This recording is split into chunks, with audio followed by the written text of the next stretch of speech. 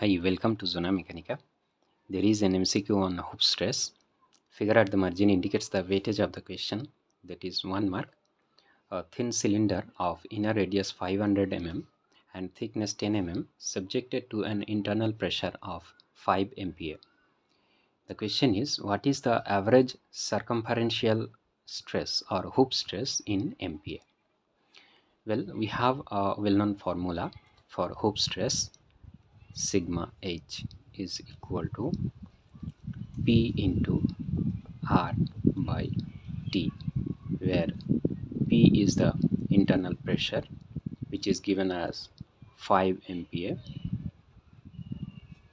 and R is the internal radius, which is given as 500 mm. Okay, and the T is the thickness, which is given as 10 mm. So straightforward, if we put all these values over here, we will get the answer, that is the magnitude of the hoop stress. 5 in MPa, R in mm, T is also in mm, so the answer will come in MPa, that is 250 MPa. Clearly it's matching with option B, so option B is the correct answer. Okay, I'd like to give you the derivation for this formula in this problem. Okay, suppose there is a thin cylinder. Okay, this is the wall thickness. Okay, this is the internal radius R. Okay, and let us take a sectional view. Suppose that this is the sectional view.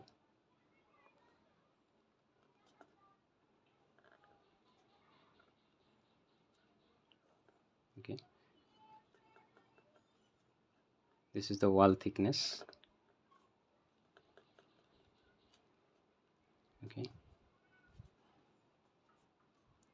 okay, suppose this length is L and this is 2R, the diameter. Okay, and the hoop stress or circumferential stress is acting like this. Okay, schematically I am showing sigma H here also, setting sigma H. Okay, and the internal pressure is P. Okay, so the P is acting over this area, that is 2R into L, and this sigma is acting in this hatched area, that is the cross-sectional area only. Okay, so for equilibrium, the bursting force will be equal to the resisting force. Okay, I'm writing here bursting force due to the internal pressure will be equal to the resisting force due to the material property. Okay, so the bursting force will be P, the pressure, into area. Area means the area over which the P is acting, that is the entire this area, 2 into R into L. Okay, and the resisting force due to material property, that is hoop stress or hoop strength, into, this is the thickness. Okay, T, then T into L, and here also T into L, that is 2 into T into L, right? This is the resisting force.